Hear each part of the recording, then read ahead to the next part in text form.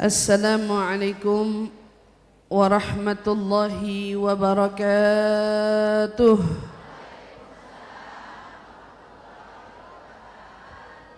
Alhamdulillahi rabbil alamin.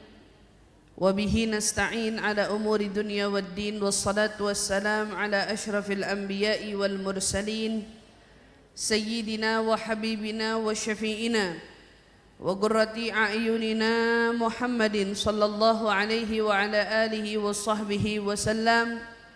Subhanaka la ilma lana illa ma 'allamtana innaka antal alimul hakim. Rabbi zidna ilma warzuqna fahma, amin Allahumma amin. Allahumma inna nas'aluka ilman ladunni wal mashraba safiyal haniya wa habya ghani. Allahumma inna nas'aluka ilman ladunni wal mashraba safiyal haniya wa habya ghani. Allahumma inna nas'aluka ilman ladunni wal mashraba safiyal haniya wa habya ghani.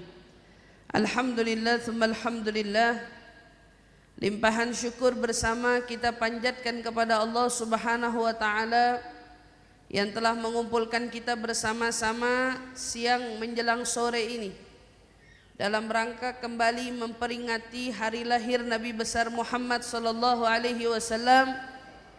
Tetapi kali ini perayaannya sedikit berbeda, karena biasanya majelis ini dikhususkan untuk para syarifah, tetapi untuk momennya Maulid Nabi ini, maka maulid ini dibuka untuk segenap umat Nabi Muhammad sallallahu alaihi wasallam. Dengan harapan apa? Harapannya adalah kita para syarifah terutama dapat menunjukkan satu perilaku yang kita banggakan di hadapan Nabi Muhammad dari kita para dzurriyyat untuk segenap umat Nabi Muhammad. Dari kita para dzurriyyat, dari kita para keturunan Nabi, melaksanakan maulid untuk segenap umat Nabi Muhammad sallallahu alaihi wa ala alihi wasallam, yang tadi telah ibu saksikan semua bagaimana para anggota dari Majelis Taklim Zahratul Munah atau Yayasan Zahratul Munah Alawiyat Indonesia yang telah banyak mengenangkan kepada kita bagaimana peristiwa lahirnya Nabi sampai peristiwa hijrahnya Nabi kita Muhammad sallallahu alaihi wasallam. Tentu saat kita melihat reka adegan semacam itu membuat kita semakin terbawa oleh suasana yang mengingatkan kepada kita bagaimana perjuangan yang sesungguhnya yang telah dilakukan oleh Nabi kita Muhammad sallallahu alaihi wasallam. Betapa Nabi Muhammad tidaklah berjuang dengan mudah, tetapi Nabi Muhammad berjuang tentunya dengan susah payah dan jerih payah. Nabi kita berjuang semata-mata berharap agar kita sebagai umatnya terutama dapat bisa memetik hikmah dari hidupnya yang bisa kita jadikan pelajaran bagi hidup kita hari ini. Kita semua hadir maulid di sana sini, harapannya tidak lain tidak bukan adalah agar kita ini semakin memiliki panutan, memiliki contoh teladan yang kita sama-sama bisa lambat laun mengikuti jejak hidupnya Nabi besar Muhammad sallallahu alaihi wasallam. Maka apa yang paling dicontohkan oleh Nabi Muhammad sejak tadi yang kita lihat betapa Nabi berjuang dengan begitu keras, tapi lihat, adakah Nabi meminta imbalan dari kita? Adakah pernah sekali kita dengar Nabi meminta balasan dari kita? Sekali saja kita dengar Nabi minta segenap darah yang pernah membuatnya terluka atau keringat yang membuatnya bercucur deras atau letihnya yang selama ini beliau rasa atau derita penuh derita dan semakin terus menderita dalam perjuangannya membuat beliau minta imbalan dari kita? Tidak. Enggak pernah. Satu kali pun Nabi enggak pernah. Tapi ternyata Allah yang suruh Nabi menagih imbal dari kita. Perintahnya enggak main-main. Yang suruh siapa? Allah. Apa yang diminta? Qul la as'alukum alaihi ajran illal mawaddah fil qurba. Wahai Muhammad, ini kalau bunyinya ayat ini Nabi yang minta, maka takkan kita dapati qul di awal permulaan ayatnya. Tapi karena kita jumpai ada qul, berarti Nabi disuruh ngucap. Di sini ibu-ibu perlu faham dulu. Bukan Nabi yang minta, tapi ada perintah langsung dari Allah yang Maha Kuasa. Apa perintahnya? La as'alukum alaihi ajr. Saya tidak minta imbalan apapun. Sampaikan Muhammad pada umatmu. Sampaikan pada mereka. La as'alukum alaihi ajr. Saya tidak minta imbalan apapun illa, ada kecuali. Ini adalah hutang seluruh umat Nabi kepada Nabi Muhammad. Harus difahamin, harus dimengerti. Apa hutangnya, Bu? Mawaddah fil qurba. Cinta sama kerabat Nabi Muhammad. Cinta sama zuriat Nabi Muhammad. Nabi enggak minta kamu sujud, Allah juga enggak suruh bentuk terima kasih kita kepada Nabi dengan sujud. Allah tidak suruh bentuk terima kasih kita kepada Nabi berupa salawat, karena itu perintah lain lagi. Allah juga tidak suruh kita membalas kebaikan Nabi berupa sedekah. Tetapi ternyata yang Allah perintahkan Nabi meminta balasan imbalan kepada kita atas keringatnya, atas darahnya, atas patah giginya, atas luka telapak kakinya sampai bengkak kakinya, itu hanya cinta kepada keluarga Nabi Muhammad. Cinta pada keluarga Nabi Muhammad.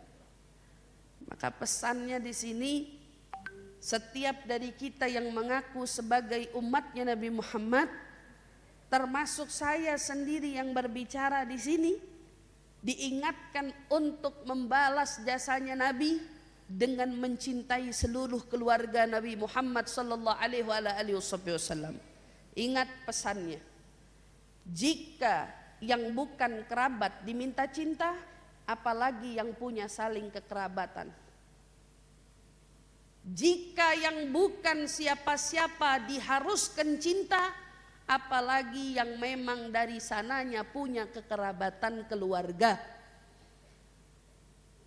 Maka ini pesan merata, sama dengan artinya kita diminta untuk saling mencinta satu sama lain di antara kita. Saling peduli satu sama lain di antara kita. Yang insya Allah pulangnya kita dari sini, kepedulian kita semakin tambah meningkat, terkhususnya kepada siapa? Keluarga Nabi besar Muhammad sallallahu alaihi wasallam.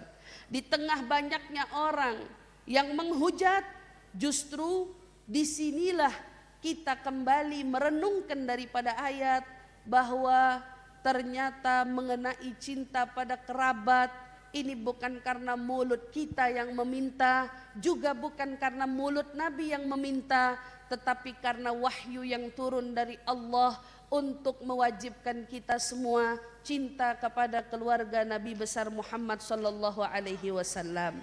Maka apa yang sudah tadi dikeluarkan dari bentuk perhatiannya ibu-ibu segenap kepada Yayasan Zahratul Muna Alawiyat Indonesia, yang memang ini diberikan, disalurkan, diberikan bantuannya kepada segenap keluarga Nabi besar Muhammad sallallahu alaihi wasallam. Mudah-mudahan ingat, minta balasannya langsung sama Rasulullah aja. Minta balasannya langsung sama Rasulullah, karena datang di dalam sebuah athar bahwasanya Rasul sallallahu alaihi wasallam katanya pernah berkata, barang siapa yang pernah memberikan suatu hadiah kepada anak keturunanku, hadiah kepada anak keturunanku, maka hadiah itu akan kuanggap hutang untuknya di akhirat nanti. Hutang. Yang ngasih hari ini sama Nabi dianggap hutang. Kata Nabi, kau boleh tagih, tidak usah di sini. Tagih aku di akhirat nanti. Berapa yang kau berikan akan kubalas di akhirat nanti. Gak tanggung-tanggung Rasulullah ini. Mau balas kita bukan sembarang balasan, tapi balasan yang bakal diberikan oleh Rasulullah adalah balasan di akhirat. Maka kesempatan kita, hadirin yang dimuliakan oleh Allah, selagi kita masih diberikan nikmat oleh Allah, kita masih dikasih kesempatan oleh Allah, sama-sama kita tambah pengetahuan kita untuk semakin mengenalkan diri kita pada Rasulullah, untuk semakin mengetahui tentang budi pekerti dan jalan hidupnya Rasulullah. Karena kesempatan kita ternyata hanya sekarang, saat kita di dunia ini. Tidak ada lagi kesempatan yang berulang, maka jaga kesempatan yang kita punya sampai hari ini. Di mana datang sebuah kisah dari sahabat Nabi yang bernama Sya'ban. Ibu tahu Nabi punya sahabat yang bernama Sya'ban. Rumah beliau jaraknya dari Nabi kurang lebih 3 jam. Jarak rumahnya dari masjid Nabi 3 jam. Satu waktu Nabi SAW yang selalu memperhatikan ini orang, seorang Sya'ban yang kerjaannya katanya kalau datang ke masjid duduknya di pojokan, selalu datang paling awalan. Duduk paling ujung di pojok dan datang selalu paling awalan. Selalu paling awalan. Satu waktu Nabi mendapati mau sholat subuh, tapi Nabi nggak nemuin ada Sya'ban. Ini nggak lazim, karena biasanya selalu tiap kali Nabi mau sholat, dia pasti udah ada di tempatnya. Hari itu Nabi menunda sholat subuh sejenak. Apa Sya'ban udah datang? Sahabat bilang belum. Ditanya lagi, apa Sya'ban udah datang? Belum. Akhirnya mau tidak mau Nabi memulai sholat. Selesai sholat Nabi tanya lagi, ada di antara kalian yang sudah melihat Sya'ban? Sahabat masih menjawab, belum ya Rasulullah. Siapa di antara kalian yang tahu rumahnya Sya'ban? Maka sahabat yang lain berkata, Rasul, jarak tempuh rumahnya dia dengan masjid kita ini butuh waktu kurang lebih 3 jam. 3 jam jalan kaki. Dan kamu tahu, Sya'ban sekalipun gak pernah sholat di rumahnya kecuali 5 waktu di masjid Nabi Muhammad. Ternyata itu yang bikin Nabi sadar. Sekalipun dalam hidupnya satu waktu gak pernah sholat di rumahnya kecuali sholat selalu di masjid Nabi Muhammad. Selalu didapati sholat 5 waktu ada di masjid Nabi Muhammad. Membuat Nabi kemudian berkata, hatiku tidak enak, antarkan aku, bawa aku ke rumah Sya'ban. Dibawa Rasulullah. Setelah menempuh kurang lebih perjalanan 3 jam, Nabi bertanya, ini jarak yang ditempuh Sya'ban setiap kali ke masjid? Sahabat bilang, iya Rasul. Bahkan pernah kita dengar bahwa dia memang sengaja nyari tempat yang paling jauh dari masjidmu. Lantaran apa? Lantaran dia kepengen dapat pahala yang paling banyak karena menempuhkan kakinya ke jalan masjidnya Rasulullah. Dia cari rumah paling jauh. Di antara rumah para sahabat rumah dia yang paling jauh. Gara-gara apa? Dia dengar Nabi pernah bersabda, orang yang melangkahkan kakinya menuju masjid, setiap langkahnya digugurkan satu dosa, ditingkatkan satu derajat. Semenjak hari itu Sya'ban gak mau tinggal dekat sama Rasul, maunya tinggal jauh. Tapi walaupun jauh, bayangin, satu sholat pun gak pernah kelewatan. Selalu sholat bareng sama Nabi Muhammad SAW. Selalu paling depan barisannya untuk mengerjakan sholat sama Nabi Muhammad. Tiba Rasulullah di rumahnya Sya'ban. Ternyata apa yang dikhawatirkan oleh Rasulullah benar adanya. Saat beliau buka pintu rumahnya, istrinya yang membukakan pintu. Rasulullah bertanya, "Ahadza bait Sya'ban?" Apa ini rumahnya Sya'ban? Istrinya jawab, "Iya Rasul." Di mana dia? Mengapa subuh ini tak kulihat dia di dalam masjidku? Maka istrinya menjawab, "Sangat kusayangkan Rasul, dia telah berpulang ke rahmatullah dari sebelum datangnya subuh." Sya'ban meninggal. Satu-satunya alasan yang membuat Sya'ban tidak beranjak untuk datang ke masjidnya Rasul karena wafat. Satu-satunya alasan, karena wafat. Istrinya dengan nangis berkata, "Ya Rasulullah, ada hal yang ingin kutanyakan perihal Sya'ban. Karena sebelum dia wafat, Sya'ban merintih dengan rintihan yang tak dapat kupahami." Apa rintihannya? Kenapa tidak lebih jauh?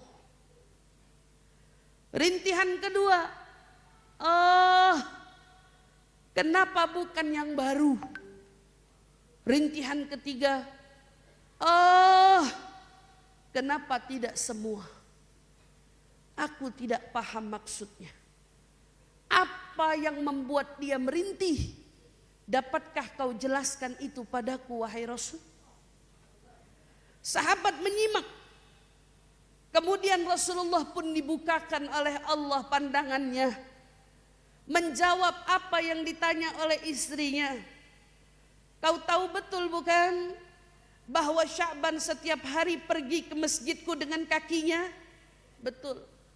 Saat ajalnya dekat, Allah buka pandangannya Sya'ban, Allah perlihatkan tempatnya di surga.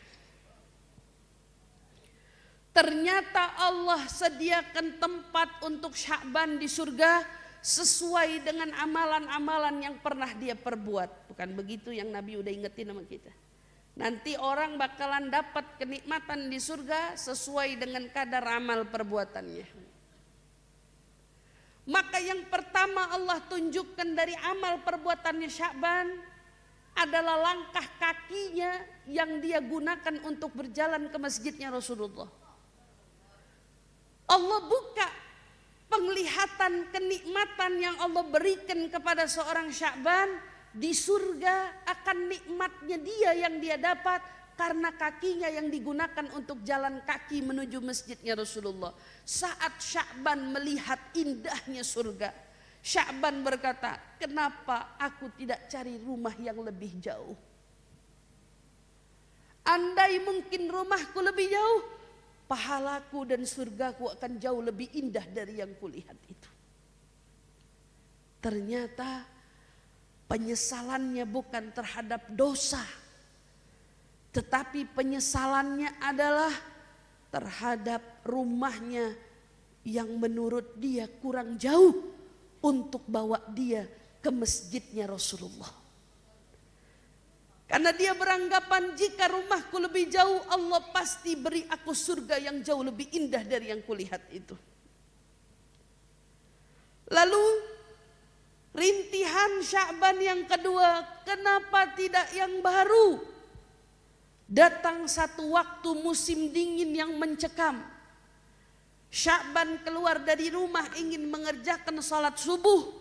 Sya'ban begitu membuka pintu didapati angin yang begitu dahsyatnya menusuk tulang belulang, membuat Sya'ban kemudian mau tidak mau memakai baju 2 lapisnya.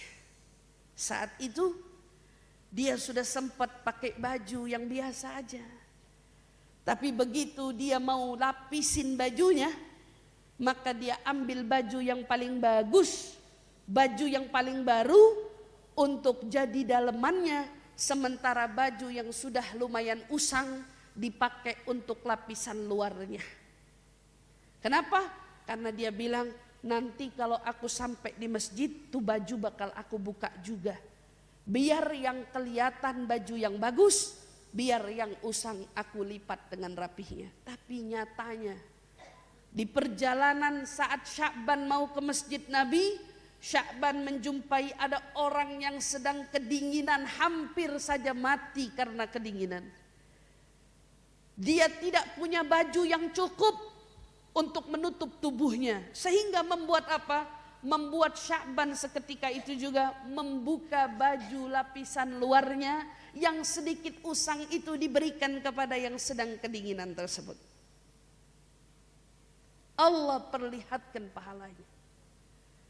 Hei Sya'ban, ini pahalamu di surga gara-gara kau berikan dia baju saat itu, karena kau telah menyelamatkan dia dari kematian karena kau berikan bajumu itu.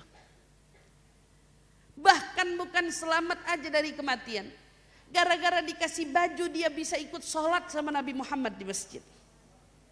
Allah perlihatkan Sya'ban balasan yang Allah kasih gara-gara dia hadiahin baju buat orang yang lagi kedinginan. Maka apa yang kemudian didapat oleh Sya'ban? Sya'ban begitu melihat indahnya surga yang Allah lihatkan padanya, apa jawabannya? Kenapa bukan baju yang lebih baru yang kuberikan kepadanya? Andai bajuku yang lebih baru kuberikan padanya, barangkali surgaku akan jauh lebih indah dari yang Allah perlihatkan kepadaku. Penyesalannya yang kedua bukan lagi tentang dosa, tapi tentang kenapa tidak kuberikan yang lebih baik dari yang bisa kuberikan saat itu. Maka rintihan yang ketiga, kenapa tidak semua? Satu waktu Sya'ban duduk di rumahnya dengan perut yang begitu lapar. Di tengah-tengah dia sedang mau makan, menyantap sarapan paginya. Tiba-tiba rumahnya ada yang mengetuk. Saat diketuk ternyata dibukakan pintu, ada fakir miskin yang mengetuk. Dan ternyata orang ini berkata, "Duhai hamba Allah, tidak adakah makanan yang bisa kau berikan untukku? Karena sungguh sudah beberapa hari aku tidak makan apapun. Perutku sangatlah lapar. Adakah sesuatu yang bisa kau berikan untukku makan?" Saat itu apa yang dilakukan Sya'ban? Sya'ban memotek rotinya. Dibelah dua rotinya Sya'ban. Kemudian diberikan kepada fakir miskin itu. Diajaknya, mari bersantap bersama denganku. Separuh dimakan olehnya, separuh lagi dimakan oleh fakir miskin tersebut. Sya'ban bukan orang kelebihan, Sya'ban bukan orang kebanyakan, Sya'ban bukan orang yang punya harta terlalu berlampau banyak. Dia hanya punya roti satu yang dibagi dua, diberikan kepada fakir miskinnya. Allah perlihatkan pada Sya'ban ganjaran karena memberi makan sepotong dari roti yang dia belah dua itu. Saat Allah memperlihatkan padanya balasan Allah terhadapnya, Sya'ban berkata, kenapa saat itu tidak kuberikan saja semua rotiku kepada fakir itu? Andai ku tahu pahalanya akan sebesar ini, pasti semua rotiku kuberikan kepada fakir miskin itu. Rasulullah berkata, penyesalannya Sya'ban bukan menyesali dosa, tetapi menyesali perbuatan yang menurut dia kurang optimal untuk dia laksanakan. Ibu-ibu yang dirahmati Allah, guru saya Sayyidil Habib Umar pernah mengingatkan kita, dan di antara pesan yang beliau tekankan, tahukah kalian apa yang paling membuat orang nanti di akhirat menyesal? Apa yang paling bikin orang di padang mahsyar menangis? Apa yang paling bikin orang di neraka menjerit? Apa yang paling bikin orang semuanya menyesali perbuatannya di akhirat kelak? Satu, tidak ada yang lebih menyesali melebihi penyesalannya karena kurang mengenal Nabi Muhammad. Penyesalan terbesar umat di akhirat adalah karena tidak mengenal Nabi Muhammad. Tadi kita lihat ular yang menggigit kaki Sayyidina Abu Bakar. Apa yang bikin dia menggigit? Apa karena dia mau lihat Nabi? Bukan cuman begitu ceritanya. Dia sudah berada di goa itu dalam cerita, bahkan sebagian riwayat menyampaikan ratusan tahun. Apa yang membuat dia tidak pernah keluar dari gua itu? Sampai membuat dia tua, membuat dia sudah tak berdaya. Ternyata diamnya dia di dalam goa itu adalah dia menanti, karena adanya sebuah cerita di dalam kitab-kitab terdahulu, besok seorang nabi terakhir akan hijrah dan ini adalah goa yang akan disinggahinya. Ular itu menetap di sana. Bertahun-tahun dia menunggu datangnya nabi yang terakhir itu. Karena apa? Dia berharap untuk bisa bertemu dengan nabi yang terakhir itu. Alasannya menggigit karena dia telah lama menunggu. Alasannya menggigit karena semua lubang telah ditutup oleh Abu Bakar. Dan ular itu tidak punya pilihan. Karena jika ular itu punya pilihan, siapa yang berani menggigit kaki seorang Abu Bakar? Tapi ular itu tidak punya alasan. Dia tidak bisa melakukan apa-apa kecuali memberi isyarat untuk menggigit jempolnya seorang Sayyidina Abu Bakar. Lantaran apa? Inginnya, rindunya akan perjumpaan yang selama ini telah dinantikan. Karena dia telah mendengar berita tentang hijrahnya seorang nabi yang terakhir, Nabi besar Muhammad sallallahu alaihi wasallam. Bayangkan jika ular saja kenal tentang nabi kita, ular saja mendengar akan kisah nabi kita, bahkan seekor ular pun punya rindu kepada nabi kita. Bagaimana dengan kita? Sejauh mana kenalnya kita dengan nabi kita? Sefaham apa kita tentang ajaran nabi kita? Karena demi Allah, bahkan sebelum kalian kita semua bertemu dengan yang namanya mahsyar, kita akan bertemu terlebih dahulu dengan barzakh. Dan tahukah kalian wa ma hasala fil barzakh, apa yang ada di alam barzakh? Pertanyaan yang begitu sangatlah mendetail, dan yang paling mendetail, apa gerangan yang kalian ketahui, apa yang dibawa ajaran oleh manusia yang satu ini? Kita udah ditanya tentang nabi dari di barzakh. Yang kenal nabinya beruntung, tapi yang gak kenal nabinya rugi. Yang gak tahu nabinya beruntung kalau dia hari ini menyegerakan diri untuk memperbaiki dirinya saat Allah masih beri dia kesempatan. Ketertinggalan kita tentang tahu akhlaknya nabi tidak membuat kita tertinggal, kecuali kalau kita mengabaikan hari ini kesempatan, besok kesempatan, atau mungkin lusa kesempatan kita untuk semakin mengenal Nabi. Maka di sini kita melihat bagaimana susah payahnya Nabi. Beliau harus menghadapi musuh demi musuh, rintangan demi rintangan, pedang yang berusaha dilayangkan ke lehernya, bahkan berapa banyak anak panah yang mungkin juga berusaha dilayangkan kepada dirinya, tetapi Allah menjaganya, Allah melindunginya untuk kita semua segenap para umatnya. Maka tidakkah kita mau menjaga Nabi kita Muhammad? kalau kesempatan itu tidak ada pada kita kemarin, karena kita tidaklah layak untuk berada pada masanya Nabi Muhammad, setidaknya sekarang yang Allah masih kasih kita kesempatan. Kapan kita mau kenal Nabi Muhammad? Kapan kita mau duduk di majelis yang ngenalin kita Nabi Muhammad? Kapan kita mau semakin faham tentang syariatnya Nabi Muhammad? Sebelum penyesalan itu datang, yuk kita bergegas di tempat ini. Di tempat di mana hari ini umat dikumpulkan karena panggilan para cucunya Nabi Muhammad. Cucunya Nabi ingin menunjukkan kepeduliannya kepada umat. Dan umatnya Nabi pun ingin menunjukkan sukacita dan cintanya kepada para zuriat. Di tempat ini sama-sama. Apa yang kita cari? Demi Allah, nyenengin Nabi Muhammad. Nyenengin Nabi Muhammad. Yang dicari nyenengin Nabi Muhammad. Biar Nabi Muhammad besok senang sama kita. Para pemain, kalau ditanya milih duduk, milih main, barangkali mereka akan memilih daripada menjadi tontonan, lebih baik saya menonton. Tapi mereka mau berdiri. Untuk apa? Nyenengin Nabi Muhammad.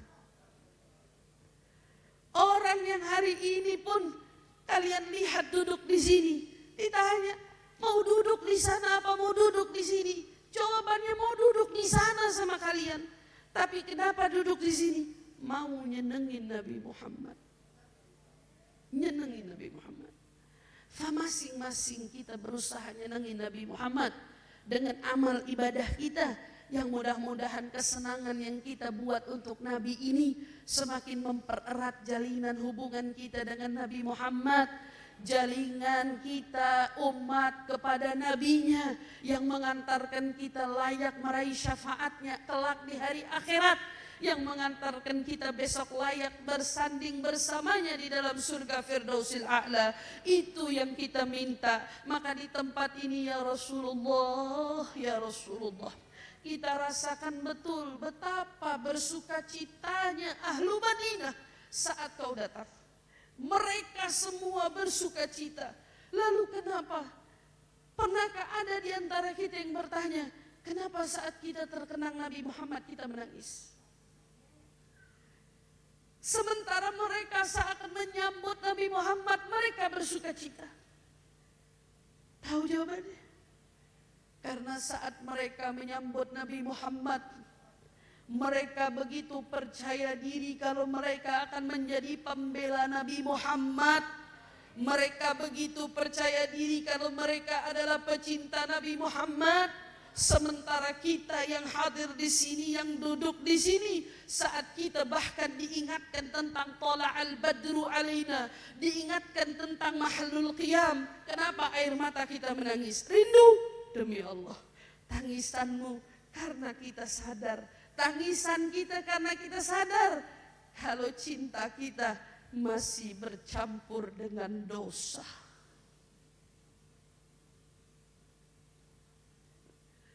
Rindu kita masih bercampur dengan dosa.